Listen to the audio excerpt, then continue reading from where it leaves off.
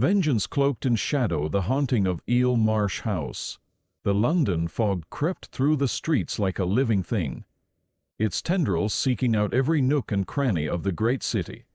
Arthur Kipps, a young solicitor with the firm of Bentley, Hay and Sweetman, sat in his office, the gas lamps casting a warm glow that did little to dispel the gloom outside.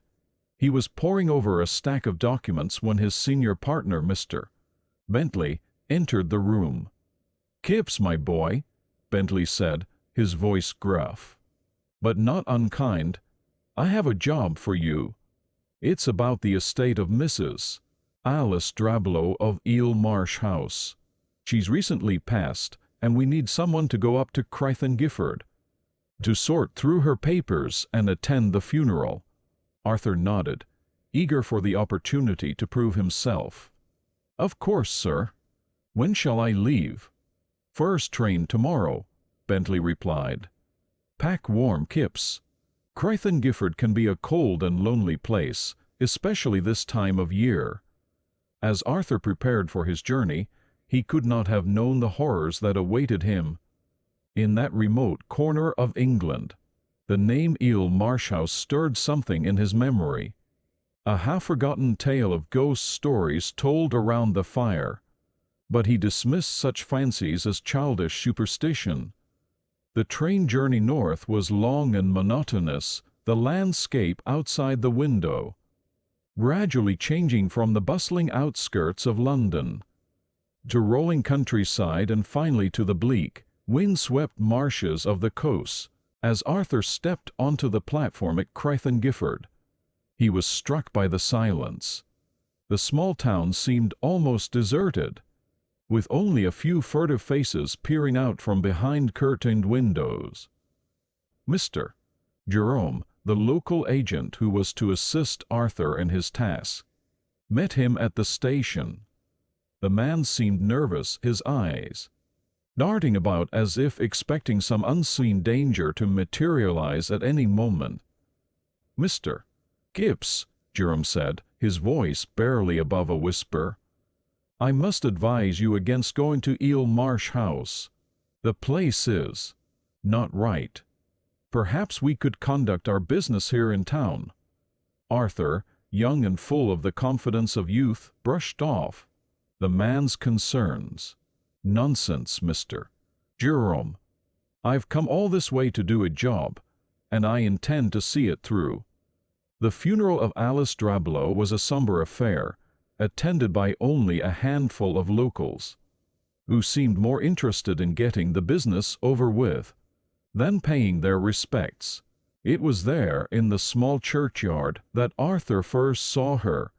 The woman in black. She stood apart from the small gathering, her face hidden by a black veil. There was something about her presence that sent a chill down Arthur's spine. When he turned to ask Mr. Jerome about her, the woman had vanished as if she had never been there at all. The journey to Eel Marsh House was one Arthur would never forget. The causeway that connected the house to the mainland was treacherous, covered twice daily by the incoming tide. As the pony and trap made its way across, Arthur could hear the mournful cry of birds and the distant roar of the sea. Eel Marsh House loomed before him, a gray stone edifice that seemed to have grown out of the marshes themselves. Its windows were dark, many of them boarded up, and the garden was overgrown with weeds and brambles. As Arthur approached the front door, key in hand, he could have sworn he heard the sound of a child's laughter echoing from somewhere within the house. The interior of Eel Marsh House was a time capsule. Every surface covered in a thick layer of dust. Furniture shrouded in white sheets loomed like ghosts in the dim light. Arthur set about his work, sorting through the mountains of papers and documents that Mrs. Drablow had accumulated over her long life. It was on his second night in the house that the true horror began. As Arthur sat by the fire in the study, a sudden chill swept through the room. The flames in the grate flickered and died, plunging the room into darkness. And then he heard it. the sound of a horse and carriage approaching at speed along the causeway. Heart pounding, Arthur rushed to the window. Through the mist he could make out the shape of a pony and trap racing along the narrow path. To his horror, he realized that the tide was coming in, the water already lapping at the edges of the causeway. He watched, helpless, as the carriage was swallowed by the fog and the rising waters. And then came the screams, the heart-wrenching cries of a woman and child. Desperate and terrified, echoing across the marshes, Arthur clapped his hands over his ears. But the sound seemed to penetrate his very soul. As suddenly as it had begun, the noise ceased. The fire in the grate sprang back to life, and Arthur found himself alone in the silent house once more. But he knew, with a certainty that chilled him to his core, that what he had witnessed was no mere trick of the mind. Over the next few days, Arthur delved deeper into the history of Eel Marsh House and its former occupants. He learned of Janet Humphrey, Mrs. Drablow's sister, and her illegitimate son Nathaniel. The boy had been taken from Janet and adopted by the Drablows, a decision that had driven the young mother to the brink of madness. Tragedy had struck when Nathaniel, along with his nursemaid, had drowned in the marshes during a sudden fog. Janet, overcome with grief and rage, had taken her own life soon after. But death, it seemed, had not been the end of her story. The woman in black, Arthur realized with growing horror, was Janet's ghost. Consumed by hatred and a desire for vengeance, she haunted Eel Marsh House and the surrounding area. Wherever she appeared, tragedy followed. Children in Crythan Gifford would die in mysterious accidents, their parents left to mourn just as Janet had mourned her lost son. As Arthur pieced together this grim history, the manifestations in Eel Marsh House grew more intense. Doors would slam shut of their own accord. Objects would move when his back was turned, and always, there was the sensation of being watched by unseen eyes. One night, as Arthur lay in bed trying to sleep, he heard the sound of rocking coming from a room down the hall. Following the noise, he found himself in a nursery, untouched for decades. In the corner stood a rocking chair, moving gently back and forth as if someone had just vacated it. And there, reflected in a dusty mirror, he saw her, the woman in black, her face a mask of hatred and sorrow. Arthur fled from Eel Marsh House the next morning, his nerves shattered by what he had experienced. But even as he returned to London, he knew that his encounter with the woman in black was far from over. In the months that followed, Arthur tried to put the horrors of Eel Marsh House behind him. He threw himself into his work, eventually marrying his sweetheart Stella and starting a family of his own. But the shadow of what he had witnessed never truly left him. Years passed, and Arthur began to hope that perhaps the curse of the woman in black had not followed him from Crythan Gifford. But on a bright summer's day, as he watched his young son playing in the park, he saw her again. The woman in black, standing beneath a tree, her eyes fixed on his child. Before Arthur could react, a large branch broke from the tree, plummeting towards his son. In that moment, Arthur understood the true nature of Janet's vengeance. She sought to inflict the same pain she had suffered on others, to rob parents of their children, just as she had been robbed of her own. Arthur's story serves as a chilling reminder that some grudges transcend death itself. The woman in black, born of tragedy and fueled by an unquenchable rage, continues to haunt the marshes around Eel Marsh House. Her tale is a cautionary one, speaking to the destructive power of grief and the dangers of allowing hatred to consume us. For those who dare to venture near Crythan Gifford, the locals still whisper warnings about the woman in black.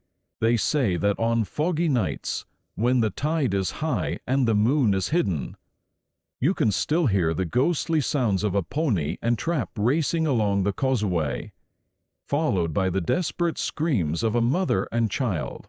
Eel Marsh House stands empty now, its windows boarded up, its gardens overgrown. But those who have seen it swear that sometimes, in the upper windows, a pale face can be seen watching, waiting for the next unsuspecting visitor to fall into her trap. Arthur Kipps, now an old man, still wakes in the night, haunted by memories of what he experienced in that lonely house on the marshes. He has written down his story as a warning to others, a testament to the enduring power of a mother's love and a mother's hate.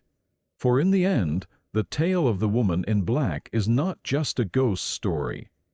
It is a tragedy of Shakespearean proportions, a tale of love, loss, and the terrible consequences of allowing grief to fester into something dark and vengeful. As the years pass and the legend of the woman in black grows, new generations are drawn to Eel Marsh House, seeking thrills or answers to the mysteries that surround it. Some come away shaken but unharmed. Others are not so fortunate. Local authorities have tried to restrict access to the house and the treacherous causeway that leads to it. But there are always those who will find a way. Ghost hunters, thrill seekers, and the simply curious continue to make pilgrimages to this lonely corner of England, drawn by the siren call of the unknown. For Arthur Kipps, the impact of his encounter with the woman in black has rippled through his entire life. Even in his old age, he finds himself unable to fully enjoy the company of his grandchildren, always watching, always fearful that the spectral woman might appear to claim another innocent life. He has sought answers over the years, delving into the history of Eel Marsh House and the Drablow family. He has learned of other hauntings, other manifestations of the woman in black across England. Each sighting is followed by tragedy, by the loss of a young life. Scholars and paranormal researchers have studied Arthur's account, seeking to understand the nature of the haunting. Some theorize that Janet Humphreys' ghost is a type of spirit known as a revenant, a being driven by a single, powerful purpose that keeps it tethered to the mortal world. In this case, Janet's overwhelming desire for vengeance has created a cycle of tragedy that seems to have no end. Others posit that the woman in black is not truly Janet's ghost, but rather a manifestation of collective grief and guilt. The sins of the past, the cruelty shown to an unmarried mother, the separation of a parent and child have taken physical form, a dark stain on the landscape that continues to extract its terrible price. Whatever the truth may be, the legend of the woman in black continues to grow. Books have been written, films made, each new interpretation, adding layers to the original tale. But at its heart, the story remains one of loss, of the terrible things that can happen when love is twisted by grief and rage. For those who live in Crythan Gifford and the surrounding areas, the woman in black has become a fact of life, a dark presence that hangs over the community like the fogs that roll in from the marshes. Parents warn their children to stay away from Eel Marsh House, to never venture out onto the causeway alone. But still, accidents happen.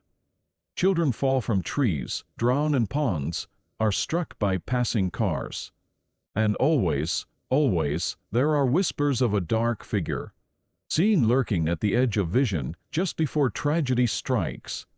Arthur Kipps, in the twilight of his life, often wonders if there is any way to break the cycle, to put Janet's restless spirit to rest. He has considered returning to Eel Marsh House one last time to confront the specter that has haunted him for so long. But fear holds him back, fear not for himself, but for his family. For he knows that to draw the attention of the woman in black is to invite tragedy into one's life. And so the haunting continues, a dark stain on the landscape of England, a reminder of the power of a mother's love and the terrible consequences of thwarting it. The woman in black waits in the shadows, her grief and rage, undiminished by the passage of time, ready to inflict her pain on any who cross her path. For those who know her story, the sight of a woman dressed all in black, her face hidden by a veil, is enough to send them fleeing in terror. For in that moment, they know that death walks among them, seeking to balance an ancient wrong in the only way it knows how, through the taking of innocent life.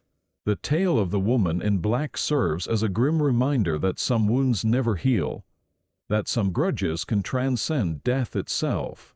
It is a cautionary tale about the dangers of allowing grief to fester, of the terrible price of vengeance. And yet, there is also a tragic beauty to the story, a testament to the enduring power of a mother's love. For even in death, Janet Humphrey seeks to be reunited with her lost child, her ghostly presence, a dark mirror of the maternal instinct perverted by grief and rage. As long as Eel Marsh House stands, as long as the mists roll in over the marshes, and the tide continues its relentless cycle, the woman in black will remain, a dark sentinel, a harbinger of tragedy, a mother forever mourning her lost child. And for those who have encountered her, like Arthur Kipps, the woman in black becomes more than just a ghost story. She becomes a part of them, a shadow that follows them through life, a constant reminder of the fragility of happiness and the enduring nature of loss. In the end, the story of the woman in black is a reminder of the power of stories themselves. It is a tale that has transcended its origins, becoming a part of the cultural fabric, a shorthand for a particular kind of English ghost story. It speaks to our deepest fears of loss, of grief, of the unknown, and to our fascination with the idea that there might be something beyond the veil of death. For as long as there are lonely houses on wind-swept coasts, as long as there are mothers who have lost children and children who have lost mothers, the woman in black will continue to haunt our collective imagination, a figure of pity and terror, a cautionary tale, a dark reflection of our own fears and sorrows. And somewhere in the gathering dusk, a woman dressed all in black waits, her face hidden behind a veil, her eyes filled with an unquenchable sorrow. She waits and watches and remembers. And woe betide any who cross her path, for her vengeance knows no bounds, her grief no end. The woman in black remains, a timeless figure of tragedy and terror, her story, a chilling reminder that some ghosts can never be laid to rest.